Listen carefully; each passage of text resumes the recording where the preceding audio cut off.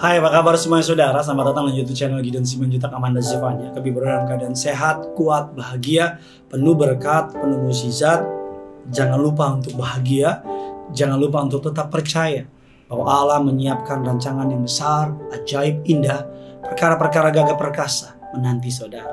Sama-sama tundukkan kepalamu, kita bersatu dalam doa. Bapa yang baik, Bapa yang kami kenal di dalam nama Tuhan Yesus. Kami siapkan hati kami untuk diberkati oleh kebenaran firman Tuhan. Urapi hambamu, lidah bibir perkataannya diurapi dari surga, kata kalimat yang keluar, nama Tuhan Yesus saja dipermuliakan. Berkati dimanapun jemaatmu menyaksikan acara ini, mereka boleh diberkati Tuhan. Ada anugerah, ada berkat, ada tuntunan, ada mukjizat dalam kehidupan mereka. Di dalam nama Tuhan Yesus, kami siap untuk diberkati. Sama-sama kita yang siap diberkati, kita katakan amin. Belajar dari Yairus, tema khotbah pada hari ini. Kita tahu bahwa Yesus membangkitkan anak Yairus dan menyembuhkan seorang perempuan yang sakit pendarahan. Lukas 8, 40, 50. Ketika Yesus kembali, orang banyak menyambut dia sebab mereka semua menanti-nantikan dia. Maka datanglah seorang bernama Yairus, ia adalah kepala rumah ibadat, sambil tersungkur depan kaki Yesus. Ia memohon belas kasihan kepadanya supaya Yesus datang ke rumahnya. Karena anaknya perempuan yang satu-satunya yang berumur kira-kira 12 tahun hampir mati. Dalam perjalanan ke situ, Yesus didesak-desak orang banyak. Ada seorang perempuan yang sudah 12 tahun menderita pendarahan dan tidak berhasil disembuhkan oleh siapapun. Ia maju mendekati Yesus dari belakang, menjamah jumbai jubahnya, dan seketika itu juga berhentilah pendarahannya. Lalu kata Yesus, siapakah yang menjamah aku? Dan karena tidak ada yang mengakuinya, berkatalah Petrus, Guru, orang banyak mengerumun dan mendesak engkau. Tapi Yesus berkata, ada seorang yang menjamah aku, sebab aku merasa ada kuasa yang keluar dari diriku. Ketika perempuan itu melihat bahwa perbuatan itu ketahuan, ia datang dengan gemetar, tersujud di depannya, dan menceritakan kepada orang banyak apa sebabnya ia menjamah dia, dan bahwa sekitar itu juga ia menjadi sembuh. Maka katanya kepada perempuan itu, hai anakku, imanmu telah menyelamatkan engkau. Pergilah dengan selamat. Ketika Yesus masih berbicara, datanglah seorang perempuan dari keluarga kepala rumah ibadat itu dan berkata, anakmu sudah mati. Jangan lagi engkau menyusahkan guru. Tapi Yesus mendengar dan berkata kepada Yairus, jangan takut, percaya saja. Anakmu akan selamat. Apa yang bisa kita pelajari dari Yairus? Yang pertama, ayat 41. Maka datanglah seorang yang bernama Yairus. Ia adalah kepala rumah ibadat. Sambil tersungkur di depan kaki Yesus, ia memohon kepadanya supaya Yesus datang ke rumahnya. Yairus adalah kepala rumah ibadat. Mungkin zaman sekarang gembala gitu saudara. Dan dari cerita yang kita baca, dia kepala rumah ibadat yang terpandang, terkenal, dan mungkin pengikutnya banyak. Dia harus meminta pertolongan kepada seorang rabi muda yang pasti jauh lebih muda dari dia. Yang pertama, Yairus mau rendah hati. Alkitab bilang tersungkur dan memohon.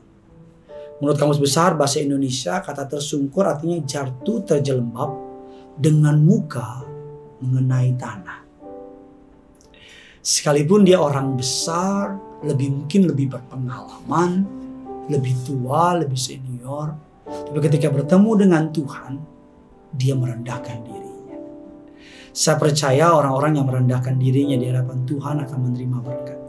1 Petrus 5, 5 dan 6, demikian juga kamu hai orang-orang muda, tunduklah kepada orang-orang tua dan kamu semua rendahkanlah dirimu terhadap seorang yang lain. Sebab Allah menentang orang yang congkak, tetapi mengasihani orang yang rendah hati. Karena itu rendahkanlah dirimu di bawah tangan Tuhan yang kuat, supaya kamu ditinggikan pada waktunya. Mazmur 25 ayat yang ke-9. Ia membimbing orang-orang yang rendah hati menurut hukum. Ia mengajarkan jalannya kepada orang-orang yang rendah hati. Ketika saudara dan saya rendah hati, maka saudara akan melihat berkat yang besar turun atas saudara. Dia pejabat tinggi agama. Dia orang yang luar biasa. Banyak orang ketika ke gereja merasa pintar. Jadi ketika pendeta menyampaikan firman, mereka merasa pintaran gue dan sebagainya. Betul, mungkin saudara lebih pintar. Tapi ketika saudara mendengar firman, rendahkan dirimu. Naaman perwira yang luar biasa. Tapi dia mau merendahkan dirinya, mandi di sebuah sungai yang mungkin lebih kotor dari tempat dia ada. Tapi ketika dia merendahkan dirinya, penyakitnya hilang.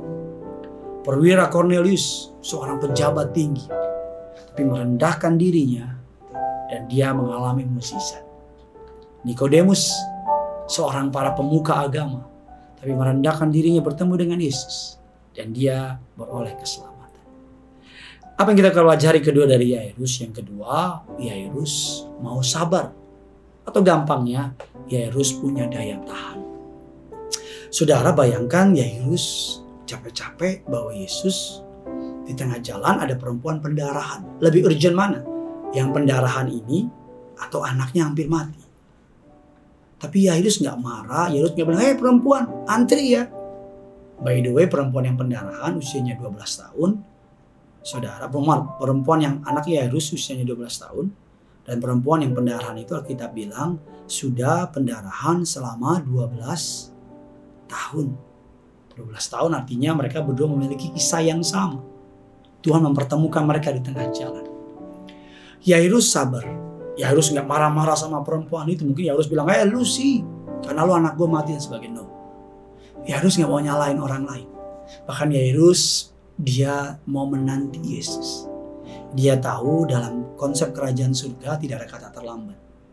Dia tahu kalau Tuhan mau, tidak ada yang tidak mungkin. Roma 12 ayat yang ke-12.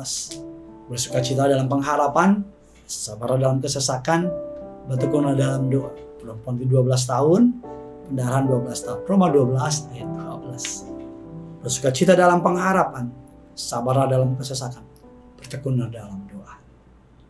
Yairus memiliki daya tahan, endurance, kesabaran.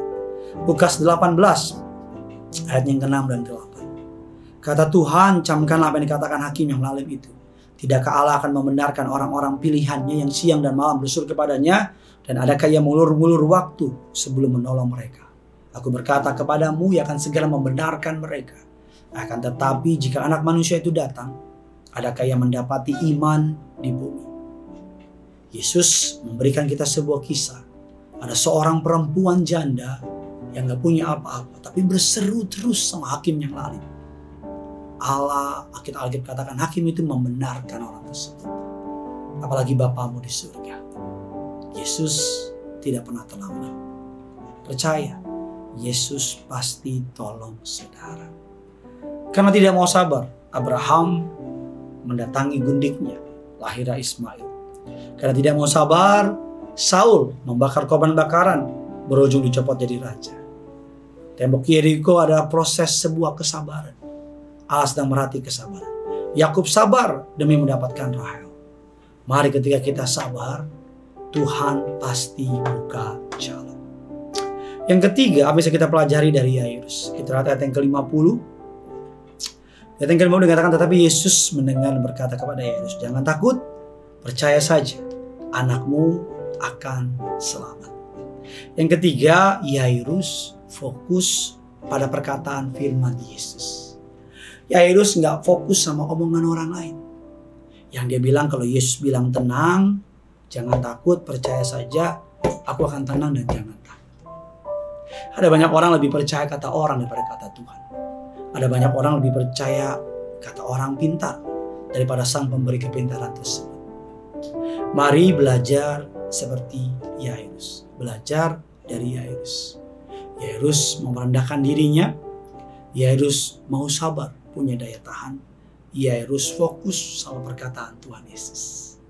Apapun keadaan yang saudara sedang hadapi, saya berdoa agar firman ini boleh menjadi kekuatan bagi saudara. Bagikan kabar baik ini kepada orang-orang di sekitar saudara. Agar bukan hanya saudara diberkati, tapi orang-orang di sekitar saudara juga diberkati. Jangan lupa tulis kolom komentar di bawah apa yang saudara alami tentang kebaikan Tuhan oleh firman Tuhan ini. Karena yang punya surga, crazy love with you. Mari sama-sama kita mau datang sama Tuhan. Ku tak membawa apapun juga saat ku datang ke dunia. ku tinggal semua. Pada akhirnya saat ku kembali ke surga, inilah yang ku punya, hati sebagai hamba yang mau taat dan setia padamu Bapa. Kemanapun ku bawa, hati yang menyembah dalam roh dan kebenaran sampai selamanya. Inilah yang ku punya, hati sebagai hamba yang mau taat dan setia padamu Bapa.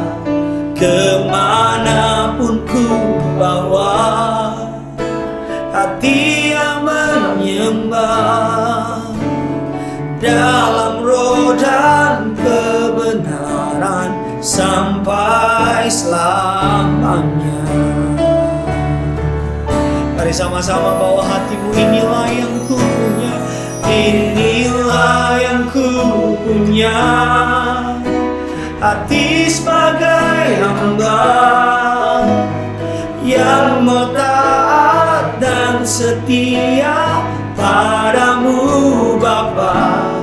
Kemanapun ku bawa, hati yang menyembah dalam roh dan kebenaran sampai sekali lagi. Inilah yang ku punya, hati sebagai hamba, amin, yang mau taat dan setia padamu Bapa. Kemanapun ku bawa, hati yang menyembah dalam roh dan kebenaran sampai selamanya.